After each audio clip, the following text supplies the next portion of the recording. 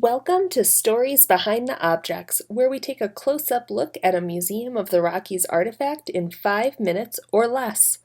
Today we're looking at this Bozeman for Capital campaign ribbon. Objects like this one are so fun to explore because they can really illustrate moments in history that forever change the landscapes that we live in. So let's explore how the vote for the capital of Montana impacted the town of Bozeman. Now, you may not think that deciding the capital of a state would have that much of an impact on the development of Bozeman, but it did. Montana became a state in 1889, but the decision of the state capital location was left up to the voters during the 1892 election. Montana had previously had territorial capitals in Bannock, Virginia City, and Helena. In the election, 7 cities competed to be the permanent state capital. Those cities were Helena, Butte, Bozeman, Deer Lodge, Great Falls, Boulder, and Anaconda. The top 2 vote-getters would then advance to the final vote in 1894. Supporters of the state capital bid in Bozeman invested heavily in building construction and transportation in an effort to convince voters that it was the right city for the job. Bozeman's leaders were trying to show voters that Bozeman was a progressive, sophisticated, urban center that was perfect for the capital. In an effort to sway voters, development during the late 1880s and early 1890s brought substantial upgrades in a short amount of time to Bozeman's downtown area. One of those transportation improvements was the renovation of the Northern Pacific Railway depot on the north side of town, replacing the older wood structure with one made of brick. This was to help impress visitors as they arrived in town, and the brick was meant to symbolize Bozeman's permanence in the state. Another new transportation amenity was an electric streetcar system that ran from the depot through downtown. The trolley cars began running in 1892, prior to the election. Whether visitors rode those trolley cars through downtown from the depot or came from the east along the Bozeman Trail, they would see all of the new buildings that had been constructed in support of the capital bid.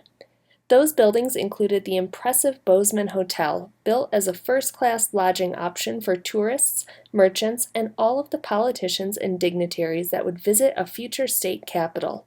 Across the street was another new brick building, the Tilton Building, which served as a mercantile.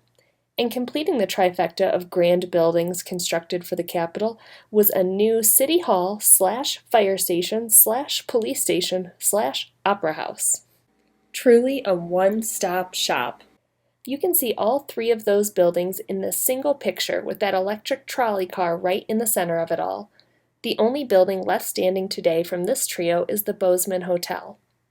Last, but certainly not least, to prove that it was ready to serve as the capital of the new state, Bozeman platted out a special district called the Capitol Hill Edition, which was located just southwest of downtown and which included a grand boulevard that would lead to a state house placed on top of the hill.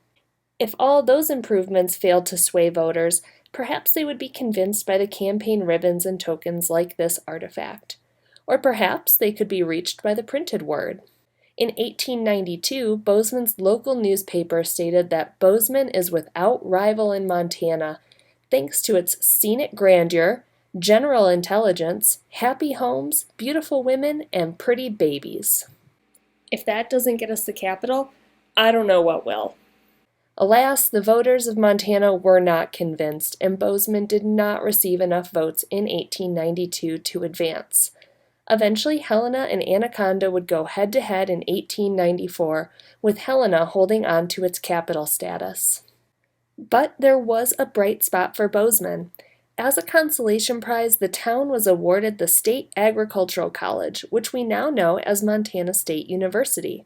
And where did they put this brand new college? Right on top of Capitol Hill, of course, where that grand boulevard, now called 8th Avenue, still leads up to it.